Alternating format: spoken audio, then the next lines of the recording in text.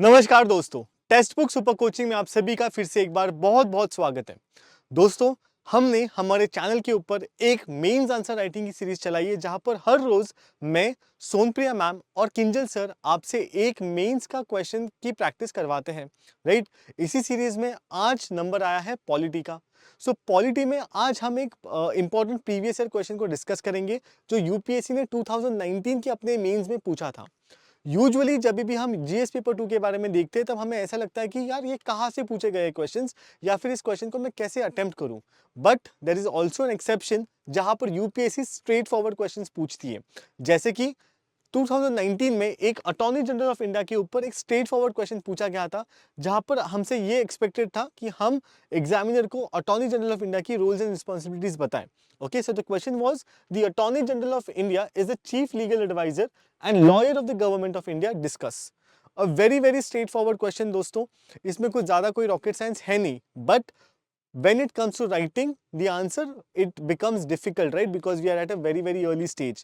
So take out your pen and paper, with a calm mind start writing this particular question. बस एक hint देना चाहूंगा दोस्तों, जब भी यूपीएससी किसी भी कॉन्स्टिट्यूशनल बॉडी के बारे में डायरेक्टली हमें क्वेश्चन पूछती है, make it a mandatory habit कि आप एटलीस्ट आर्टिकल नंबर अपने आंसर्स में लिख रहे हो। Okay, so guys that's it from my and. Meet you after 10 minutes and then we'll discuss the answer. But within these 10 minutes, you give it a try and start writing the answer. Your timer starts now.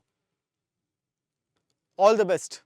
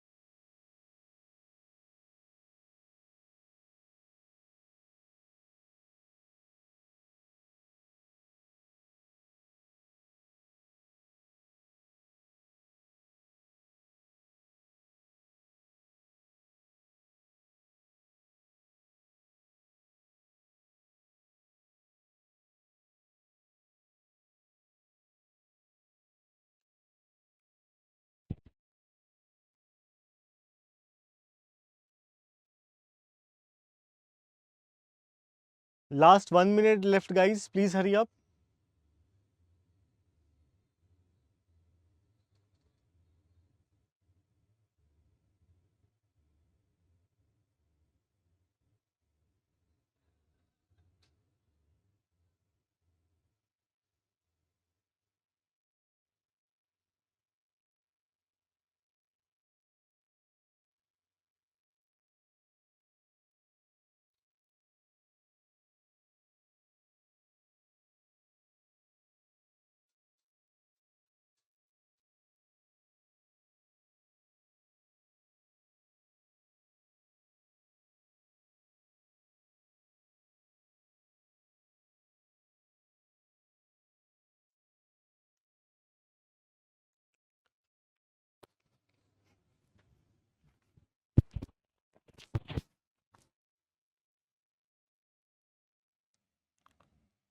Okay, so that's it.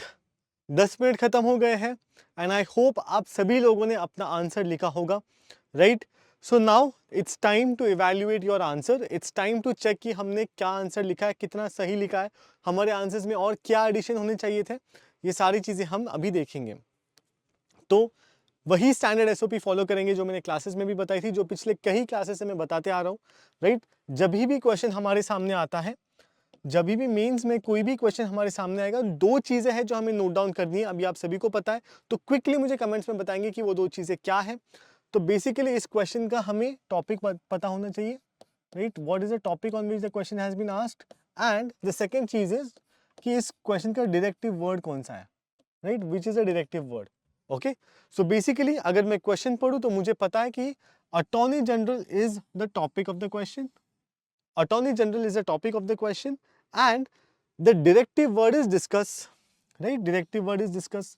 तो ये दोनों चीजें तो मुझे पता चल गई। Okay, the moment I know that attorney general is the topic of my question, मैं मेरा इंट्रोडक्शन कैसे लिखूंगा? Obviously the best way to define the best way to start your introduction is by defining attorney general, कि attorney general के बारे में बताते हुए ही आप अपने आंसर की शुरुआत करें। तो आइडियली इस क्वेश्चन की शुरुआत कैसे कर सकते थे? By telling the examiner, examiner को ये बताते होते कि अटॉर्नी जनरल है क्या।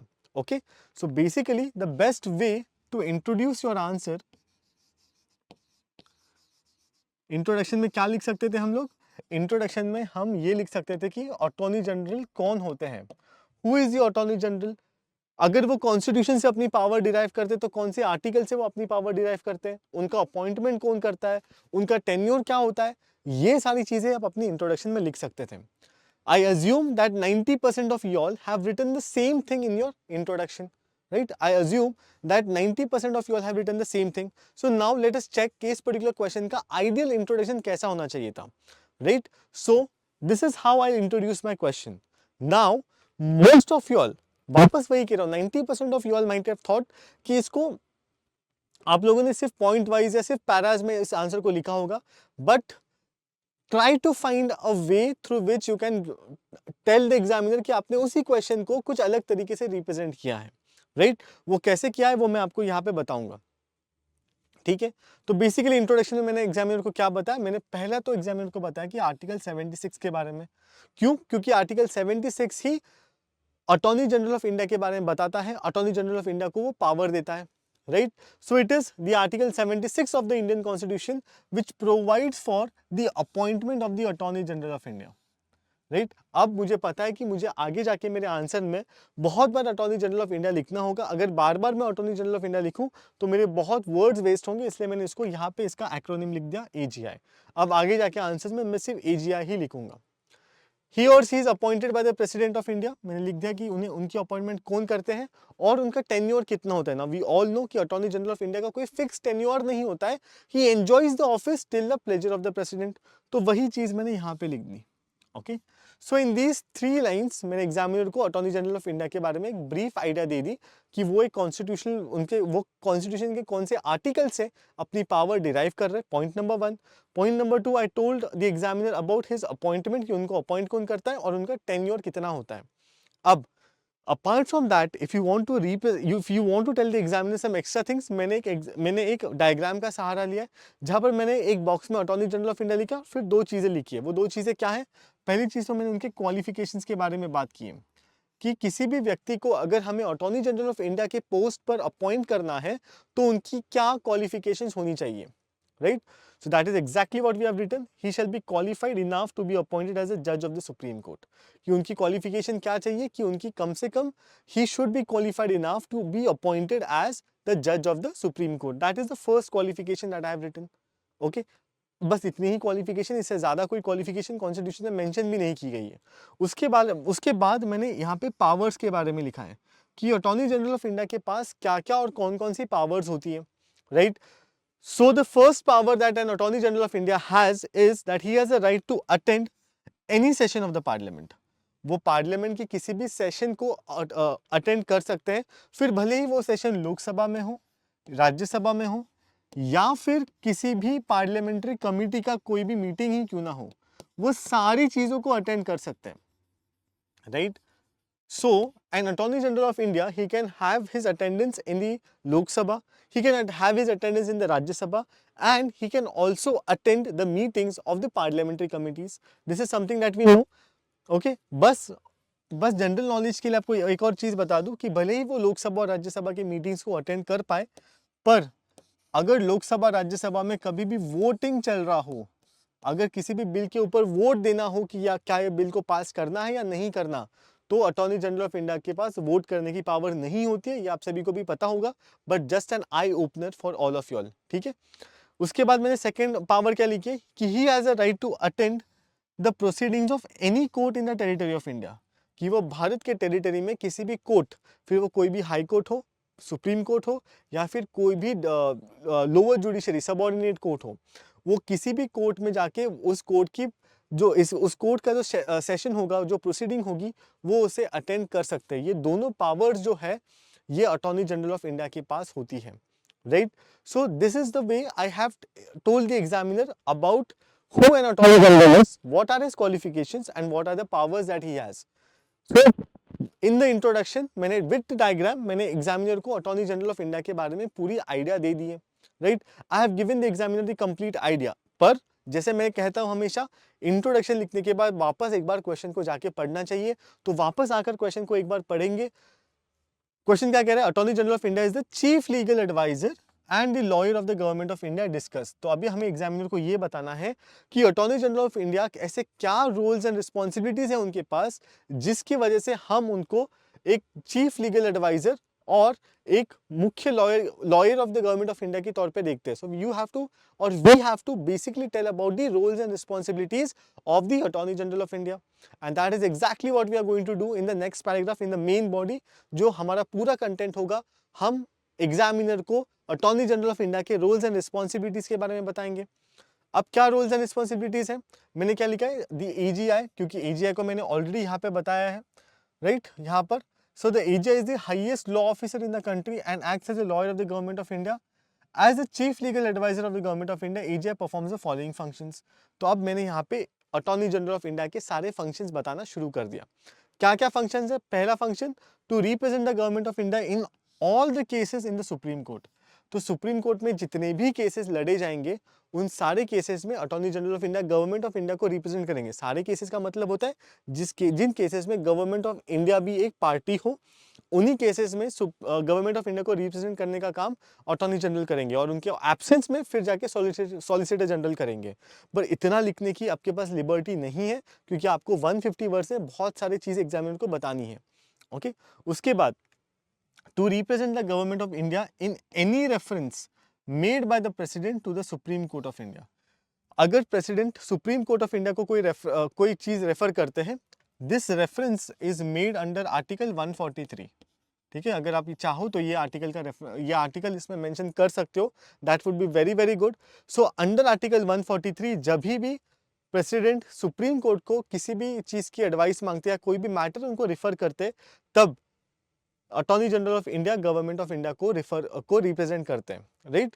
Apart from that, point number 3, to advise the government of India on the legal matters which are referred to him by the president. अगर प्रेसिडेंट को किसी लीगल मैटर्स के ऊपर कोई एडवाइस, किसी सलाह की जरूरत होगी, तो वहां पर भी अटॉर्नी जनरल ऑफ इंडिया को प्रेसिडेंट को वो एडवाइस देनी होगी। Apart from that, to perform other duties of legal character that are assign to him by the president, अन्य काम जो प्रेसिडेंट उन्हें असाइन करेंगे वो भी उन्हें करना पड़ेगा। और उसके बाद to discharge the functions conferred on the AGI by the constitution, उसके अलावा संविधान जो उनको काम देता है, जो फंक्शंस देता है, वो सारे फंक्शंस करने पड़ेंगे। तो इन 5 फंक्शन जो हमने एग्जामिनर को बताए, इन 5 फंक्शंस के माध्यम से हमने एग्जामिनर को ये इफेक्टिवली बताने की कोशिश की है कि अटॉर्नी जनरल ऑफ इंडिया क्या क्या काम करते हैं। Through these 5 things we are able to convince the examiner, ये 5 चीज़ों से हम एग्जामिनर को ये कन्विंस कर सकते हैं कि क्यों वो गवर्नमेंट ऑफ इंडिया के चीफ लीगल एडवाइजर है, क्योंकि वो ये सारे काम करते हैं हर कोर्ट में, या फिर सुप्रीम कोर्ट में, हाई कोर्ट में वो गवर्नमेंट ऑफ इंडिया को रिप्रेजेंट कर रहे हैं, प्रेसिडेंट को एडवाइस दे रहे हैं। प्रेसिडेंट ने अगर कोई मैटर रिफर किया सुप्रीम कोर्ट को, तो वहां पर वो गवर्नमेंट ऑफ इंडिया को रिप्रेजेंट कर रहे हैं, राइट। ये सारी चीजें हमने बताई है, ओके। इसके अलावा फिर आप एग्जामिनर को क्या बता सकते हैं कि इसके अलावा आप उन्हें ये बता सकते हो कि जो अटॉर्नी जनरल ऑफ इंडिया होते हैं कि वो फुल टाइम काउंसिल नहीं है। फुल टाइम काउंसिल मतलब वो गवर्नमेंट ऑफ इंडिया के एम्प्लॉय नहीं है, वो पूरी टाइम गवर्नमेंट ऑफ इंडिया के लिए काम नहीं करते, वो अपना प्राइवेट प्रैक्टिस भी कर सकते हैं, दस he can get engage in a private practice. Above mentioned are the roles and responsibilities of the AGI. However, it shall be noted that AGI is not a full-time counsel of the government of India. Thus, he can engage in private practices also. वो अपनी खुद की private practice भी कर सकते हैं, okay? But one thing that you should note down is दोस्तों that the Attorney General of India cannot represent any person who is convicted as a criminal. जिसको already कोर्ट ने criminal convict किया है, उसको वो represent नहीं कर सकते, right? So these are some limitations that are put on the attorney general of India. But वो चीज़ें आई डोंट थिंक आपको यहाँ पे लिखनी होंगी, क्योंकि यहाँ पर आपको सिर्फ इतना बताना है कि how is the attorney general of India acting as a chief legal adviser and the lawyer of the government of India. तो वो सारी चीज़ें आपने इन पॉइंट्स में बता दिया। अब अगर आप अपनी वर्ड लिमिट को काउंट करोगे तो इंट्रोडक्शन और मेन बॉडी और यहाँ तक आते आते आपके लगभग 150 वर्ड्स खत्म होते आए होंगे, because that is the thing that you have to write. और इतना लिखते लिखते आपके 150 वर्ड्स खत्म होते आए रहेंगे। Therefore keep your conclusion very short and sweet. Conclusion में आप ये बता सकते हो कि जो भी रोल्स एंड रिस्पॉन्सिबिलिटीज है और जो भी लिमिटेशन है एजीआई के ऊपर, दैट मेक हिम और the chief legal adviser of the government of India. तो बेसिकली आपने सिर्फ उस पॉइंट को वैलिडेट किया कि हाँ, इन रोल्स एंड रिस्पॉन्सिबिलिटीज की वजह से हम अटॉर्नी जनरल ऑफ इंडिया को चीफ लीगल एडवाइजर कहते हैं to the government of India. Okay fine, so this was about the question. Okay, I think बहुत ही स्ट्रेट फॉरवर्ड क्वेश्चन था। आपको सिर्फ फंक्शंस लिखने थे, तो मुझे नहीं लगता कि किसी को कोई प्रॉब्लम आया होगा ये आंसर लिखने में। बट अगर प्रॉब्लम आया होगा तो इसका एक ही मतलब होता है कि हमारा जो स्टैटिक कंटेंट का जो कंट्रोल है हमारा, वो थोड़ा सा कहीं ना कहीं लूज है। तो therefore we must go and revise a static content time and again, because mains में various types of statutory and non statutory bodies के बारे में सिलेबस में मेंशन्ड है। So you can expect a question on other bodies such as the comptroller and auditor general of India के ऊपर भी ऐसा कोई सवाल आ सकता है, right. So therefore be prepared for this all the constitutional body. जितने भी कॉन्स्टिट्यूशनल नॉन कॉन्स्टिट्यूशनल बॉडीज आप पढ़ते हो, सारे कॉन्स्टिट्यूशनल नॉन कॉन्स्टिट्यूशनल बॉडीज को अच्छे से पढ़ना, क्योंकि कहाँ पता आपको मेंस में इस तरीके का स्ट्रेट फॉरवर्ड क्वेश्चन आ जाए जो आप बहुत आसानी से और बहुत कम टाइम में आप उसको अटेम्प्ट कर पाओ। Okay, so that was it from my end. Before going, let me tell you something about Textbook Super Coaching, which is a one-stop solution for your UPSC CSE preparation, जहाँ पर हम आपको 30 से भी ज़्यादा कोर्सेज प्रोवाइड करें, दोनों हिंदी और इंग्लिश मीडियम में। इन कोर्सेज को हमने सेग्रीगेट किया into GS courses, subject wise courses, optional courses and CSAT courses. Apart from this, we are providing you with daily life classes, mock test, practice questions and test series. And if you want to avail this subscription, you can use my coupon code Akash, जहाँ पर हम आपको 25% discount दे रहे हैं। Remember, Akash is with a double A की ASH। Apart from that, एक USP है हमारे टेक्स्टबुक सुपर कोचिंग की, वो ये है कि आपको इंडिया के बेस्ट फैकल्टीज के साथ पढ़ने का एक मौका मिलता है, because the top faculties teach on our platform such as Shriram sir, who is the director of Shriram's IAS, and Salamuddin Ansari sir, who is the director of Luqman's IAS। इन जैसे दिग्गजों के साथ आपको पढ़ने का एक मौका मिलता है। अपार्ट फ्रॉम दैट, आपको टेक्स्ट बुक के इन हाउस फैकल्टीज के साथ डेली लाइव क्लासेस करने का एक मौका मिलता है, जिसमें राहुल शर्मा सर है, सोनप्रिया मैम है, अनिरुद्ध सर है, मैं हूँ, किंजल सर है और प्राची मैम भी है। प्लस इनके साथ साथ आपको एक बात बता दूं कि अगर आप यूपीएससी सीएससी की प्रिपरेशन करने की सोच रहे हो और अगर आपको pre plus mains integrated preparation करनी है अलोंग विद ऑप्शनल्स, और अगर कहीं पर भी आप ऑफलाइन कोचिंग्स में जाते हो तो वो आपसे 2 लाख से भी ज़्यादा फीस लेते हैं, और ऑनलाइन कोचिंग आपसे लगभग 50,000 से इतनी फीस लेती है। बट वही टेक्स्ट बुक सुपर कोचिंग आपको बहुत ही अफोर्डेबल कॉस्ट में, which is only at 39,999 rupees में आपसे पूरी प्रिपरेशन करवाती है। But you do not have to pay this amount also. क्यों?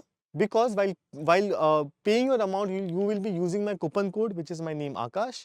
ये कूपन कोड यूज करते ही आपको 25% डिस्काउंट मिलेगा। Remember, Akash is with a double A K S H, and your cost will boil down to 29,999 rupees only. Okay, so if you want, you can go and buy your subscription today. Thank you so much for attending this session. For more such sessions, keep tuned to our channel. Thank you so much, guys. Bye bye, take care.